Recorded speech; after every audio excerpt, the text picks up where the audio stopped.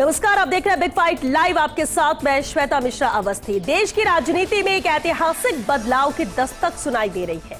महिलाओं को सशक्त बनाने के लिए लाया गया नारी शक्ति वंदन अधिनियम अब जमीन पर उतरने की तैयारी में है। 2023 में मोदी सरकार ने बड़े जोर शोर से नारी शक्ति वंदन अधिनियम पास कराया, लेकिन अब तक न लोकसभा में और न ही विधानसभाओं में महिलाओं को आरक्षण मिल पाया है। लेकिन अब तस्वीर बदलने की तैयारी है। सरकार अब एक बड़े मास्टर प्लान के साथ आगे बढ़ रही है। वो है 50+33 का फॉर्मूला, यानी पहले लोकसभा सीटों में 50% तक इजाफा और फिर बढ़ी हुई सीटों में से 33% महिलाओं के लिए आरक्षण। अगर ये फॉर्मूला लागू होता है तो लोकसभा की सीटें 543 से बढ़कर करीब 816 हो सकती हैं और इनमें से लगभग 273 सीटें महिलाओं के लिए रिजर्व होंगी। यानी 2029 के चुनाव से पहले महिला आरक्षण लागू करने का बड़ा रोड मैप। लेकिन सवाल है कि क्या ये महिला सशक्तिकरण का ऐतिहासिक कदम होगा या फिर चुनावी रणनीति? इससे कितना बदलेगा देश का राजनीतिक गणित और किसे होगा फायदा और किसे नुकसान? आज बात इसी खास मुद्दे पर।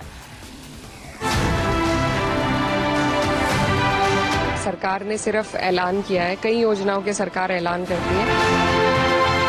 In fact I dream of an India जब ये 50% हो।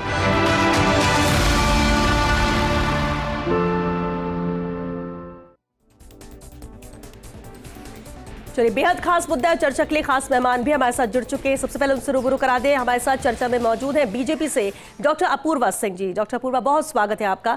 हमारे साथ ममता शेखावत जी भी है, सामाजिक कार्यकर्ता है। बहुत स्वागत है ममता जी आपका। कुछ देर में कुछ और मेहमान भी हमारे साथ जुड़ेंगे और शुरुआत में अपूर्वा जी आपसे ही करना चाहूंगी। बेहद अहम है, जब हम नारी शक्ति अधिनियम की बात करते थे तो चलो महिलाओं की बात हुई, इन्हें आरक्षण मिलेगा, 33% की बात हुई थी। लेकिन अब ये जो नया फॉर्मूला है 50+33 का, ये कितना इंपॉर्टेंट है? क्या वाकई में महिला सशक्तिकरण के लिहाज से इस बड़े फैसले या इस रोड मैप को देखा जाए या सिर्फ चुनावी लिहाज से इसका नजरिया क्या रहेगा? कैसे फायदा होगा? देखिए श्वेता जी, भारतीय जनता पार्टी में आदरणीय नरेंद्र मोदी जी जो भी प्लान लेकर के आते हैं वो एक विजन के साथ लेकर के आते हैं। आज तक आज़ादी के बाद से जब भी हम किसी योजना पर बात करते थे तो वुमेन डेवलपमेंट की बात होती थी, मगर वुमेन डेवलपमेंट तब तक साकार नहीं हो सकता जब तक वुमेन लेड डेवलपमेंट ना हो। आज हम महिलाओं की संख्या पर बात करते हैं तो हम कहते हैं कि देश की आबादी का 50 से 51% तक महिलाओं की भागीदारी है उसमें। तो क्या 50% महिलाओं की जो है वो भूमिका राजनीतिक उस पर नहीं होनी चाहिए?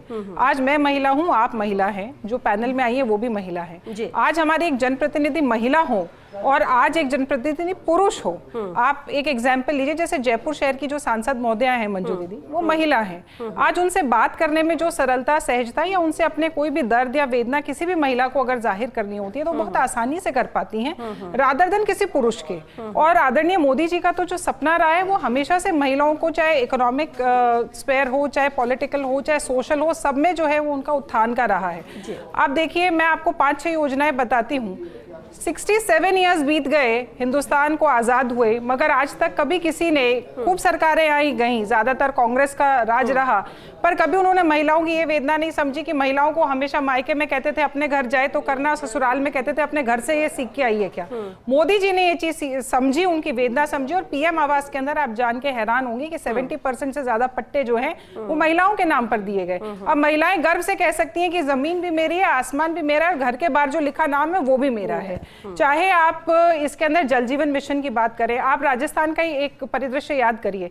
जब भी महिलाओं को देखा जाता था, राजस्थान की तस्वीर होती थी कि महिलाएं सर पे घड़ा लेके मीलों ही मील समंदर के अंदर चलती आ रही हैं। ये दृश्य हम सबसे कहीं दूर नहीं रहा, मगर आज जल जीवन मिशन के माध्यम से चाहे राजस्थान का रेगिस्तानी इलाका हो, चाहे तिब्बत की दुर्गम पहाड़ियां हो, वहां तक महिलाओं को घर पे जो है वो जल मिल रहा है। एक एग्जाम्पल हुआ करता था, जब बचपन में बेटियां पूछा करती थी क्या हम फाइटर पायलट बन सकते हैं, तो जवाब दिया जाता था नहीं साहब, आप मैथ्स में अच्छे हो सकते हो, फिजिक्स में अच्छे हो सकते हो, पर सुरक्षा के लिए जो है वो आप उपयुक्त नहीं हो। क्यों 67 ईयर्स लग गए?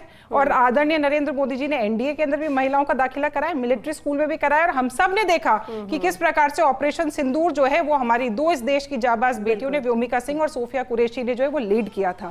ये स्पष्ट रूप से दिखाता है, चाहे मैटरनिटी लीव को बढ़ाने की बात हो, चाहे पोषण अभियान की बात हो, चाहे उज्ज्वला योजना की बात हो, मैं आपको ऐसे अनगिनत योजनाएं बता सकती हूँ। और अब जब महिलाओं को, चाहे मुद्रा योजना की बात हो, जब हमने सोशली और इकोनॉमिकली महिलाओं को एकदम संपूर्ण रूप से जो है वो एम्पावर कर दिया है, तो अब बारी आती है उनको पॉलिटिकल रूप से एम्पावर करने की। जब लोकल सेल्फ गवर्नमेंट के अंदर अभी भी हम जानते हैं 50% भागीदारी महिलाओं की होती है, पर विधानसभा और लोकसभा के अंदर उस प्रकार का चयन नहीं हो पाया।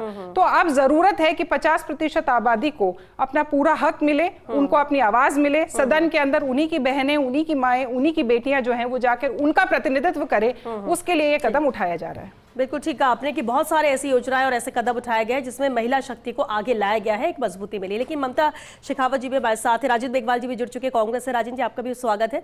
मैं आपका रुककर उससे पहले ममता जी, क्योंकि हम बात महिलाओं की कर रहे हैं और ये जो नया फॉर्मूला है 50+33 का, आपको क्या लगता है इसके लागू होने के बाद, क्योंकि अभी बातचीत हो रही है, चर्चा हो रही है, इसे लाया जाएगा दोनों ही सदनों में, लेकिन क्या इसके लागू होने के बाद वाकई में महिला शक्ति और मजबूत होगी या फिर ये महज संख्या बढ़ाने तक ही सीमित रह जाएगा? कैसे आप इसे देखती हैं? नहीं, अगर ये फॉर्मूला वर्क करता है तो डेफिनेटली जो महिलाएं हैं वो अपना प्रतिनिधित्व पाएंगी और जो देश का ढांचा है वो बदलेगा। हम हर क्षेत्र में आगे बढ़ रहे हैं। आप इकोनॉमी में देखें, महिलाएं बहुत अच्छा कर रही हैं। आप रक्षा मंत्रालय, जैसा कि मेरे साथी ने अभी बताया, रक्षा ले लीजिए, इकोनॉमी ले लीजिए, कोई भी ऐसा फील्ड ले लीजिए जहां कभी महिलाएं हुआ ही नहीं करती थी, ना ही हम सोचा करते थे कि इस क्षेत्र में भी महिलाएं कुछ कर सकती हैं। आज मुझे कहते हुए अत्यंत गर्व महसूस हो रहा है कि आज भारतीय महिला हर क्षेत्र में आगे है। तो अब समय आ गया है, इट्स हाई टाइम, थोड़ा लेट जरूर है लेकिन हाई टाइम है कि अब राजनीति में भी वो लीड करे। देखिए, शेयर देना कि ये योजना आपके लिए है, महिलाओं के लिए है, इनके लिए इतना ये कर दिया जाए, वो कर दिया जाए, वो अलग बात है। लेकिन जब वो प्रतिनिधित्व करेंगी, जब वो लीड करेंगी, तो डेफिनेटली हम पूरे विश्व में, जो हम जाने जाते हैं विश्व गुरु के नाम से, तो सही मायनों में हम विश्व गुरु का उदाहरण पेश करेंगे। और एक और चीज मैं बोलना चाहूंगी, बहुत ही शुभ समय है। देखिए, नवरात्रि का समय चल रहा है जहां पर हम नारी शक्ति की पूजा करते हैं, तो बहुत ही शुभ समय है। जब ये अगर ऐसा होता है तो मुझसे ज्यादा प्रफुल्लित कोई नहीं होगा, और आप हैं और लोग भी हैं, जो भी महिलाएं हैं वो सब बड़ी ही खुश होगी। Definitely I am looking forward to it, और मैं उम्मीद करती हूँ कि ये पास हो जाए या एग्जीक्यूट हो जाए। देखिए, 3 साल से हम इंतजार कर रहे हैं और अब और इंतजार नहीं किया जा रहा, एंड आई रिक्वेस्ट कि जल्द से जल्द ये खुशखबरी अब हम तक पहुंचे। ठीक है, बिल्कुल इंतजार महिलाओं को भी है, जिस तरह से इस नए फॉर्मूले की बात की जा रही है। राजेंद्र मेघवाल जी हमारे साथ हैं, कांग्रेस से है राजेंद्र जी, महिलाओं का मुद्दा है, महिला सशक्तिकरण की बात की जाती है, और अब ये जो नया फॉर्मूला लाया गया है, क्या आपको लगता है कि वाकई में ये फॉर्मूला सही है, या आप इसके साथ सहमत हैं? और अगर सहमत नहीं है तो आपको क्या लगता है क्या विकल्प हो सकता है ये इस फॉर्मूले की बात करूं तो? क्योंकि सीटें भी बढ़ाई जाएंगी, फिर 33% का आरक्षण महिलाओं को दिया जाएगा। देखिए श्वेता जी, जहाँ तक नारी जो महिलाओं को सशक्तिकरण की बात है, तो निश्चित रूप से कांग्रेस पार्टी ने हमेशा से ही महिलाओं को सशक्तिकरण किया है। चाहे आप देश की पहली महिला प्रधानमंत्री की बात हो, चाहे महिला राष्ट्रपति की बात हो, चाहे महिला मुख्यमंत्री की बात हो, चाहे महिला राज्यपाल की बात हो, चाहे महिला लोकसभा अध्यक्ष की बात हो, तमाम जगह पे कांग्रेस पार्टी ने ही महिलाओं को वो सम्मान दिया और कहा कि भाई महिलाएं किसी भी सूरत में किसी से भी कम नहीं है। जब भी उनको अवसर मिलता है तो वो अपने आप को साबित करती है निश्चित रूप से। और जहाँ तक पहले की भी बात है, तो निश्चित रूप से जिस तरीके की हमारी जो भारत की हमारी संस्कृति है वो पितृसत्तात्मक संस्कृति है, तो उसमें कई जगह जैसे, हालांकि परिवार में महिलाओं का बराबर का वो रहता है, उनके फैसलों में लेके तमाम फैसलों में वो रहती है, लेकिन बाहर के मामलों में थोड़ा सा कम रहता है, क्योंकि उसके पीछे सबसे मूल कारण यही रहा कि भाई शिक्षा की कमी या अवसरों की असमानता रही। लेकिन निश्चित रूप से जब देश आज़ाद हुआ उसके बाद से लगातार इस पे प्रयास किए गए और महिलाओं की चेतना भी बढ़ी, महिलाओं की शिक्षा भी बढ़ी और उसके बाद में उनका अवसर भी बढ़ा। लेकिन दुर्भाग्य से अगर हम ये बात करेंगे तो जब 2023 के अंदर नारी शक्ति वंदन अधिनियम पारित किया गया, लेकिन उसके लिए 6 साल का वक्त लगाया गया और उसमें कहा गया कि साहब 2033 से पहले तो प्रभावी ही नहीं होगा। श्वेता जी, यहाँ समझने की जरूरत यह है कि जब जनगणना ही नहीं होगी तो परिसीमन आयोग काम कैसे करेगा। आज तक देश के अंदर जब भी सीटें बढ़ाई गई या जब भी हमारी मतलब रिजर्वेशन भी बढ़ाए गए, तो निश्चित रूप से उसके सामने एक मतलब जनगणना के आंकड़े होते हैं और उन जनगणना के आंकड़ों से ही एक असली पिक्चर सामने आती है और उसी के आधार पे उस तबके की जिनकी भी हम आरक्षण देना चाहते हैं या जिनका हम उनका प्रतिनिधित्व बढ़ाना चाहते हैं, सशक्तिकरण करना चाहते हैं, तो जब तक वो साइंटिफिक आंकड़े हमारे समक्ष नहीं होते तब तक हम नहीं कर सकते। क्योंकि आज भी आपको पता है कि 2011 में जनगणना हुई, उसके बाद से 2021 में वो थी लेकिन हो नहीं पाई। उसके बाद से अब कह रहे हैं कि साहब 26-27 में होगी। आप देखिए समय बहुत कम है, लेकिन अभी तक कोई तैयारियां नहीं है, सिर्फ और सिर्फ हवाई बातें हैं, जब जुमलेबाजी हो रही है। और एक तो और अभी मैंने पिछली जो हमारा लोकसभा का सत्र था उसमें ये कहा गया कि साहब कांग्रेस की महिला सांसदों से प्रधानमंत्री को खतरा है। अरे भाई, आपने तो महिलाओं को आतंकवादी बना दिया कि साहब लोकसभा के अंदर महिलाएं प्रधानमंत्री को नुकसान पहुंचा सकती। तो ये इस तरीके की जो सोच है ना, ये सोच भी अपने आप में इतना निम्न है कि महिलाओं को गलत तरीके से मतलब उनको बार बार कहा जाता है। तो हमें निश्चित रूप से इस फॉर्मूले से तो आप सहमत है कि हाँ महिलाओं को मौका मिलेगा? निश्चित रूप से हम तो कह ही रहे हैं ना भाई, 2010 और 11 के अंदर 9 के अंदर हमने तमाम प्रयास किए कि भाई महिलाओं को आरक्षण मिले, 33% आरक्षण मिले। हमने कैबिनेट से भी पारित करवाया, हमने लोकसभा से पारित कराया, लेकिन संख्या बल के हिसाब से हम नहीं कर पाए। ये लोग जो आज सत्ता में बैठे हैं, उस वक्त विपक्ष में तो इन्होंने भी उस वक्त साथ नहीं दिया था, लेकिन आज अगर ये करते हैं तो हम इसका स्वागत करते हैं। और निश्चित रूप से 49 साल बाद अगर सीटें बढ़ेगी और उसके साथ में महिलाओं की सीटें बढ़ेगी और तमाम महिलाओं का, मैं सिर्फ मतलब स्वर्ण समाज की महिलाओं की बात नहीं करूंगा, मैं सिर्फ ओबीसी की बात नहीं करूंगा, मैं SC/ST की बात नहीं करूंगा, तमाम सभी महिलाओं को उनका वाजिब हक मिलना चाहिए, हर तबके का प्रतिनिधित्व सुनिश्चित होना चाहिए। बिल्कुल ठीक है। अदिति भी हमारे साथ जुड़ चुकी है, अदिति नागा, दिल्ली न्यूज एडिटर। अदिति, जब हम संसद की बात करते हैं तो कुछ आंकड़े जो जहन में रहते हैं, 543 कुल, जब सरकार बनानी हो तो 272 का ये आंकड़ा। अब ये आंकड़े भी बदल जाएंगे, जिस तरह से एक्सरसाइज होगी, चर्चा हो रही है, बातचीत हो रही है कि 816 सीटें हो जाएंगी, इसके बाद उसमें 33% का, तो 273 महिला सांसद भी होंगी। बहुत अच्छा ये सुनने में लगता है, बहुत अच्छा एक नजरिए से विजनरी तौर पर देखा जाए तो अच्छा लगता है कि इतने मौके, इतने सब कुछ होगा। लेकिन क्या वाकई में जो इसका प्रोसीजर है उसके लिए क्या समय पर्याप्त है और कितनी कह सकते हैं कि प्रायोरिटी में सरकार के लिए रहेगा? क्योंकि अभी छोटी पार्टियों से बातचीत हो रही है, अभी मुख्य विपक्षी दलों से भी बातचीत होना है। क्या रहेगा इसका प्रोसीजर दिल्ली में? क्योंकि अब जब ये खबर आती है, उत्सुकता भी है, खुशी भी है, लेकिन क्या वाकई में कोई टाइमलाइन भी सेट की जा रही है? बहुत इंपॉर्टेंट सवाल श्वेता आपने पूछा है। देखिए, सबसे पहले तो आप ये देखिए, आपने बताया 816 सीट 50% वृद्धि के हिसाब से 33 यानी 272 प्लस सांसद आपको उस नए संसद भवन में देखने को मिलेंगे। तो ये बहुत सुंदर माहौल होगा देश के लिहाज से, देश की आजादी के बाद से। लेकिन अब इसके पीछे के आंकड़े समझते हैं। पहले भी जब मैं उस दिन मेरी किस्मत है कि मैं वहां पर मौजूद रही थी जब महिला वंदन बिल आया था, तब भी जो केरला के, साउथ के जो सांसद थे, उनका मानना था कि अगर आप जनगणना के हिसाब से करेंगे तो फिर तो इशू होगा, चाहे फिर डिलिमिटेशन की बात, बहुत क्राइसिस है क्योंकि वहां की आबादी कम है, आबादी के हिसाब से होगा तमाम चीजें। और उस बिल में साफ तौर पर ही देखा गया था कि ये 2034 से पहले हो नहीं सकता था, क्योंकि जनगणना भी करनी है, डिलिमिटेशन भी करना है। अब जनगणना होते होते 2027 तक आ जाएगा, 28 तक नहीं हो पाएगी, उसका पूरा एक लंबा प्रोसेस होता है। इसलिए 2011 की जनगणना के हिसाब से ये किया जा रहा है, यानी कि सीटें बढ़ेंगी, महिलाओं को ढूंढा जाएगा। अब ये एक बहुत खुशी का मौका है, आप फ्राइडे, सैटरडे, संडे को इस पे चर्चा भी देखेंगी। लेकिन अब इस पे विपक्ष की तरफ से सवाल आएगा कि जनगणना का प्रोसेस जल्दी क्यों नहीं किया, अगर आपको करना है। सबसे बड़ा सवाल होता है कि पार्टी को अभी ही क्यों करना। तो अब देखिए, जब 2014 में बीजेपी की सरकार आई थी तो कैंपेन क्या था? करप्शन, स्विस बैंक का जिसे बोलते थे कि काला धन वापस लाएंगे, उस पे आप देखिए किस तरीके से बम्पर जीत हुई। फिर 2029 में हमने नेशनलिज्म पर वोट किया बीजेपी को, कि किस तरीके से हमने पाकिस्तान के घर में घुस के और तमाम तरीके की चीजें हुई। 2024 में आप देखिए कि नियो कैपिटलिज्म, नियो नेशनलिज्म के विश्व में भारत की कहाँ पोजिशनिंग है, और तमाम तरीके की बातों पर, जिसमें राम मंदिर भी थे, तमाम मुद्दों के ऊपर हमने 2024 में भी बिल किया, वोट किया। अब 2029 में बीजेपी की इंटरनल स्ट्रैटेजी है। देखिए, दो बातें हैं, every coin has two sides. पहला ये कि जाहिर तौर पे कांग्रेस कितना ही क्लेम करे, नंबर नहीं थे आपके पास, आप नहीं करा पाए, इनके पास नंबर है, इन्होंने करा दिया, इन्होंने लंबी लकीर खींच दी बीजेपी ने। लेकिन अब सवाल है कि 2029 में सडनली क्यों? क्योंकि देखिए इस बार बीजेपी किस मुद्दे पर वोट मांगेगी, क्या वही पुराने विकास की बात पर?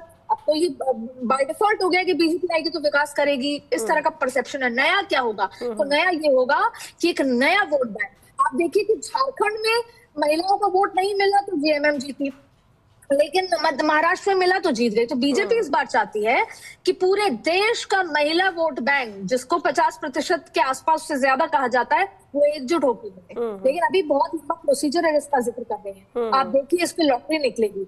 हो सकता है कि बनारस में महिला की लॉटरी निकल जाए, जोधपुर में महिला की लॉटरी निकल जाए। अभी तो बहुत सारी ऐसी चीजें हैं जो लॉटरी के हिसाब से निकलेंगी। तो बहुत सारे बदलाव 2029 से पहले देखने को आपको मिलेंगे।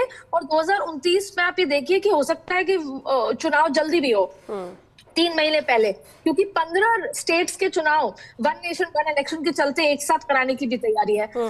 तो ये तमाम तैयारियों के बीच में बीजेपी कोशिश कर रही है कि एक अलग तरीके का माहौल हो और महिलाओं का वोट बैंक एकजुट होके मिले। लेकिन अब प्रॉब्लम क्या है, अभी महिलाएं तैयार हैं क्या राजनीति में आने के लिए? तो ऐसा ना हो कि जैसे पहले होता था कि सरपंच महिला है लेकिन पति सरकार चला रहा है। तो अब ऐसा हो कि अगर सांसद को नहीं मिले तो सांसद की बीवी या बेटी को मिल जाए, बहन को मिल जाए, सत्ता वही चलाएंगे। तो ऐसे बहुत सारी चीजें हैं, लेकिन फिलहाल एक लंबी लकीर बीजेपी खींच देगी। फ्राइडे सैटरडे को इस पर चर्चा होगी और 2029 तक ये सब कराने की पूरी तैयारी है चुनाव से पहले। बिल्कुल ठीक अदिति, बेहद ही बेहतर तरीके से आपने बताया कि आखिर किस तरह से चर्चा हो रही, क्या प्रोसीजर यहाँ पर हो सकता है। लेकिन अपूर्वा जी, जब नारी शक्ति वंदन अधिनियम आया था तब भी, जब इसके बाद पीएम मोदी की जब रैलियां हुई थी उसमें बहुत उत्साह अलग ही नजर आ रहा था महिलाओं के बीच में, इसका जिक्र भी वो अपने संबोधन में हर जगह कर रहे थे। लेकिन 3 साल के बावजूद इसे लागू नहीं किया। क्या एक लंबी प्रोसेस थी इसलिए? और जब आज ये कहा जा रहा है कि इसे लागू किया जाएगा 2029 तक में, तो ये एक्सरसाइज भी आसान नहीं रहेगी, चैलेंजेस भी बहुत रहेंगे सरकार के सामने। विजन बहुत सही है, बहुत अच्छा डिसीजन है, नीयत साफ लग रही है, लेकिन आसान नहीं होगा। देखिए, क्या राम मंदिर का निर्माण आसान था? क्या धारा 370 हटाना आसान था? नहीं था। मगर जो मुश्किलों में रास्ता निकालते हैं वो ही आदरणीय नरेंद्र मोदी जी कहलाते हैं। बात ये नहीं है, जब आपकी नीयत साफ होती है, जब आपकी मंशा साफ होती है तो प्रकृति होती है।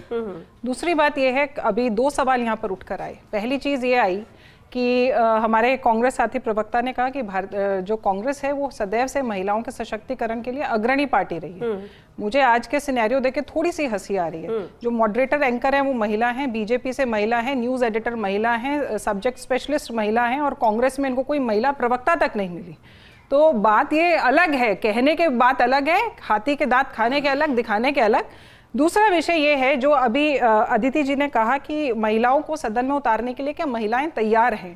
तो आपको ध्यान होगा कि 2025 के अंदर भारतीय जनता पार्टी ने संगठन पर्व मनाया था, जिसमें बूथ से लेकर के राष्ट्रीय अध्यक्ष की जो निर्वाचन प्रक्रिया थी वो हमने पूर्ण की। और आपको ये जानकर के बहुत मुझे लगता है कि हर्ष होगा कि हमने बूथ स्तर पे भी, जहां हमारी 20 जनों की, 22 जनों की, 30 जनों की टीम है, वहां पर भी हमने हर बूथ पर 8 से 9 महिलाओं को उस टीम में जोड़ा है। मंडल के स्तर पे भी हमारी 10 से 12 महिलाएं जुड़ी हैं, जिले के स्तर पे भी महिलाएं जुड़ी हैं, और राज्य के अंदर जो हमारी प्रदेश की जो पदाधिकारियों की टीम बनी है, आप उसके अंदर भी देखिए। आप स्वयं जानती है, मैं कल तक प्रवक्ता थी, आज मैं मंत्री हूं प्रदेश की। तो हम स्वयं जो है वो इसके अंदर आकर के जुड़े हैं। और ये कोई ये नहीं है कि हमने कांग्रेस की तरह महिलाओं को केवल महिला मोर्चे में स्थान दिया है, हमने मेन टीम के अंदर बूथ से लेकर के और राष्ट्रीय स्तर तक हम महिलाओं को जगह दे रहे हैं। तो महिलाओं को तैयार करने का जो संगठनात्मक रूप से जो काम है वो हमारा शुरू हो चुका है। लेकिन नहीं, ठीक है, आपने ये जो बात रखी वो आपने अपनी पार्टी की बात रखी, लेकिन जब चुनाव होंगे हर पार्टी से उस कैंडिडेट को लाया जाएगा। लेकिन एक अहम बात है जिसका जिक्र अदिति ने भी किया था, कई ऐसे बड़े चेहरे हैं जो राजनीति के एक चेहरे बन चुके हैं, सरकार के एक बहुत अहम चेहरे बन चुके हैं। लेकिन कल को जब सिस्टम होगा कि आप लॉटरी निकालेंगे, कोई महिला सीट निकलती है, तो क्या उसके बाद वाकई में जो पार्टी से जुड़ी हुई है, जो कार्यकर्ता या किसी पद पर है लगातार पार्टी के लिए, क्या उसको टिकट दिया जाएगा या फिर वही परिवारवाद आ सकता है? ये एक संशय वाली बात है, ऐसा नहीं कह रहे कि ऐसा ही होगा, लेकिन क्या उस समय भी पूरे नियम नीति का पालन किया जाएगा? तो ये एक डाउट तो होता है। देखिए, भारतीय जनता पार्टी है, यहाँ पर क्या होता है, मैं कांग्रेस का तो नहीं कहती, क्योंकि कांग्रेस के अंदर तो सदैव से परिवारवाद को एकदम चरम पर चलाया गया है। जब भी हमारे यहाँ पर बात की जाती है, मुख्यमंत्री चेहरे पर बात हो रही थी, आप देखिए कार्यकर्ता जो है राजस्थान का मुख्यमंत्री बना, जब भी यहाँ पर आप राष्ट्रीय अध्यक्ष के लिए कई बातों पर नाम हो रहा था, पर कौन निकल के आया? वही एक कार्यकर्ता स्तर का जो हमारा व्यक्ति था वो निकल कर आए और आज हमारे राष्ट्रीय अध्यक्ष के पद पर आसीन है। तो महिलाओं के साथ में ऐसा बिल्कुल नहीं होगा। जहां तक कि आपने ये बात कही कि भाई जो एस्टैब्लिश्ड चेहरे हैं, तो भारतीय जनता पार्टी संस्कारवान पार्टी है। वो कार्यकर्ता जब कोई नेता नहीं होता, वहां आज अगर मैं पदाधिकारी हूं तो मैं पदाधिकारी बाद में हूं, पहले मैं कार्यकर्ता हूं। तो प्रत्येक व्यक्ति के मन में मंशा है। आज बड़े से बड़े व्यक्ति का अगर आप टिकट काट के वहां से एक महिला कार्यकर्ता को देंगे तो वो सहर्ष उसको स्वीकार करें। बिल्कुल ठीक है आपने, और एक अच्छा मैसेज भी जाएगा अगर ऐसा होता है। तो राजेंद्र जी आप कुछ कहना चाहते हैं? मैं एक ही कमेंट चाहूंगी क्योंकि वक्त भी खत्म हो रहा है। देखिए, जहाँ तक हमारी भाजपा प्रवक्ता जी ने कहा कि साहब इनके पास में महिला प्रवक्ता नहीं है, लेकिन मैं बात पैरवी की करने की कहता हूँ कि अगर बेहतर तरीके से महिलाओं की कोई पैरवी कर रहा है तो उनको आगे आना चाहिए। ये सिर्फ ये नहीं है कि महिलाओं की जहां बात होगी वहां बेहतर तरीके से आंकड़ों के साथ में कोई प्रस्तुतिकरण है तो उसकी बात है। अब देखिए, जहां तक ज्योतिराव फुले साहब की बात हो तो उन्होंने सावित्रीबाई फुले को आगे किया, चाहे इंदिरा गांधी जी को आगे किया, चाहे इंदिरा गांधी जी एक प्रधानमंत्री जी की बेटी थी और इकलौती बेटी थी। अगर उनके भी बेटा होता तो आप आगे नहीं करते। ज्ञान लेके आ जाती। नहीं, आप कहां से लेकर आते हैं? नेहरू जी के जीते जी नहीं बनी थी इंदिरा गांधी, नेहरू जी के मरणोपरांत। मैं यही तो कह रही हूँ, कांग्रेस हमेशा परिवारवाद में चला है, इसीलिए आपने उनको बना दिया। आज जब दो ऑप्शन उपलब्ध है, राहुल गांधी और प्रियंका गांधी, बताइए प्रियंका गांधी की क्या स्थिति है कांग्रेस के अंदर? बताइए, आज भी ये लोग सब जगह जाके राहुल गांधी को क्यों रोक कर आते हैं? और सांझ को आज किया और हाथ कंगन को आरसी किया। एक प्रवक्ता इनके पास में महिला नहीं है जो अच्छे से आंकड़े रख पाए। पुरुष उठकर आ गए महिलाओं के विषय पर भी बोलने के लिए। शर्म आनी चाहिए कांग्रेस को। आपके लिए आप उस तरह से अपनी महिलाओं को तैयार करिए, वरना परिवारवाद आप ही क्या चलेगा? आप ही बड़े बड़े नेता प्रधानमंत्री की बात होता है, देश की पहली राष्ट्रपति की बात हो। देखिए, महिलाओं को आगे बढ़ाने में हमेशा से पुरुषों का हाथ रहा है और इसको हमें मानना पड़ेगा, क्योंकि इसी कितनी गलत विचारधारा है। महिलाओं को आगे बढ़ाने में पुरुषों का हाथ है। अरे पुरुष जो बनते हैं वो महिलाओं के पीछे बनते हैं। महिलाएं कितना त्याग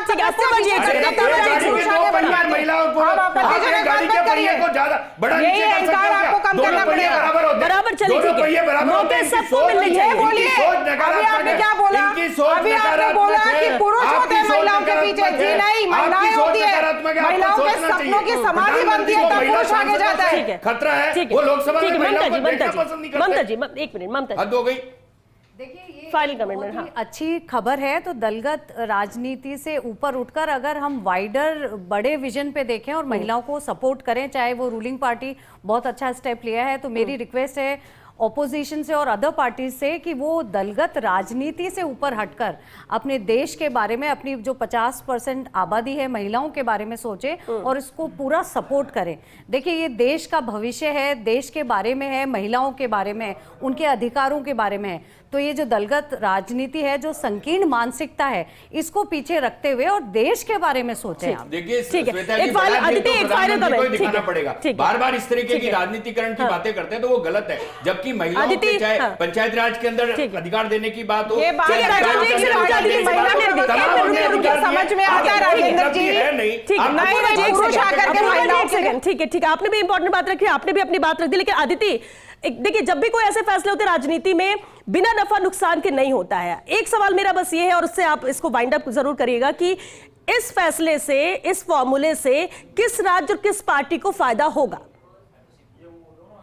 उस नजरिए से भी इसे देखा जाएगा। क्लियरली देखिए, आपने क्लियरली देखिए, अगर कुछ अच्छा हो रहा तो अच्छी बात है, लेकिन राजनीति में वही है कि नो लंच इज फ्री।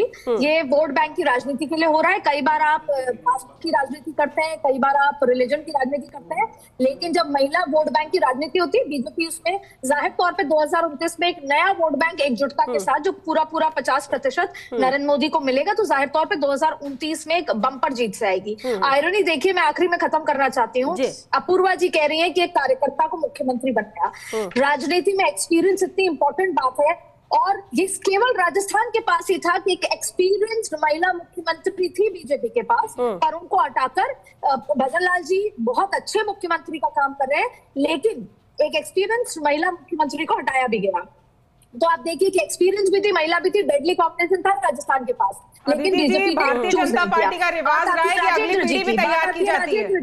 बात आती है राजेंद्र जी की। राजेंद्र जी, प्रियंका गांधी असम भेज दी जाती है। प्रियंका गांधी कहती है लड़कियों लड़ सकती हूँ, लेकिन कभी उनको अमेठी ना लड़ा के उनको भेज दिया जाता है केरल। तो ना ही कांग्रेस ना ही बीजेपी, वो सिर्फ वोट बैंक की राजनीति है। उनके एग्जिस्टिंग जो स्ट्रॉन्ग नेता है वो उनको आगे नहीं बढ़ाते, जो यस-मैन होते हैं उनको आगे बढ़ाया जाता है। ठीक है, चलिए, क्योंकि वक्त खत्म हो चुका। बहुत शुक्रिया आप सभी का इस चर्चा में शामिल होने के लिए। देखिए, नारी शक्ति वंदन अधिनियम बेहद अहम था, 2023 में लेकर आया गया, लेकिन अब इसे और ज्यादा बेहतर तरीके से लाया जा रहा है, जो एक नया फॉर्मूला लाया गया 50+33 का। अब एक बात समझने वाली है कि अगर 543 सीटें बढ़कर 816 होती है, उसमें आरक्षण मिलता है महिलाओं को 33% का, और जिसमें 273 महिला सांसदों को हम संसद में देख सकेंगे।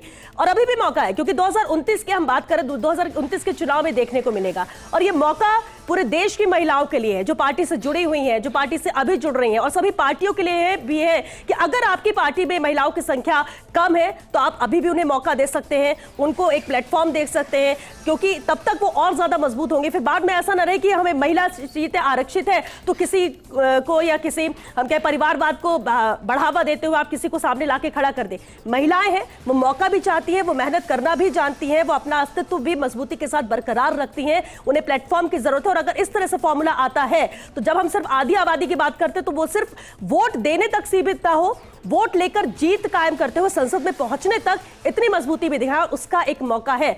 अब इसके लिए आप कैसे भी देख सकते हो, लेकिन इतना जरूर है कि अभी वक्त है, 2029 की ये बात हो रही है, और ऐसे में इस प्रक्रिया में किस तरह से पूरी नीति के साथ, नियम के साथ सरकार इसे लागू करती है और कैसे सभी पार्टियां साथ आती है या नहीं, क्योंकि जब महिलाओं की बात हो रही है तो हर पार्टी में महिलाएं हैं, कौन कितनी तवज्जो देता है ये भी तस्वीर साफ होगी। चलिए, इसी के साथ बिग फाइट लाइव आज के लिए बस इतना ही।